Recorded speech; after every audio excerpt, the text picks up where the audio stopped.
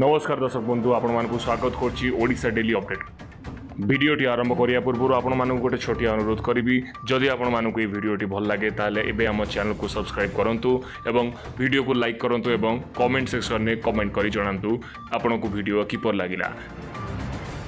एबे एबे जा बड़ खबर आसी आम पाखे पहुंची आसिला कालिया योजना को नहीं एक बड़ खुशी खबर। एबे खबरटी को संपूर्ण भाव जानिया पई भिडियोटी को शेष पर्यंत देखंतु एवं जदि आपण माने भी कालियार योग्य हिताधिकारी ताहले कमेंट बॉक्स रे कमेंट करी जणांतु काहेकि ना एही टंका केवल योग्य हिताधिकारी को मिलिबो। कालियार अनेक हिताधिकारी मानकु कालिया योजना टंका प्रदान करा जायछि।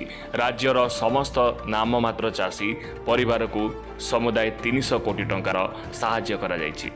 पुणी थे कही रखुची आपण माने वीडियो को स्किप न करी शेष पर्यंत देखंतु काहेकि ना मु मझिरे केउठी भी कालियार षष्ठ किस्ती टंका केबे आसीबो जणेबी। तेबे एठारे कही रखुची आपण माने भी निजर अकाउंट चेक कर नियंतु भूलिबेनि जदि आपण योग्य हिताधिकारी ताहले निश्चय कमेंट करी जणेबे। ताहले बे आसंतु जानिबा कालियार षष्ठ किस्ती टंका केबे मिलुची। कालियार षष्ठ किस्ती टंका अगस्त प्रथम रु द्वितीय सप्ताह मध्यरे मिलिबाकू जाउची जहाँकि अगस्त 4 रु 5 तारिख मध्यरे आपण मानकू कालियार षष्ठ किस्ती टंका मिलिबाकू जाउची। तेबे एठारे एक गुरुत्वपूर्ण खबर मु आपन कहि रखुची जदि आपण माने कालियार टंका आगरु पाइचंती ताले निश्चित एई टंका भी आपण मानकू मिलिबो।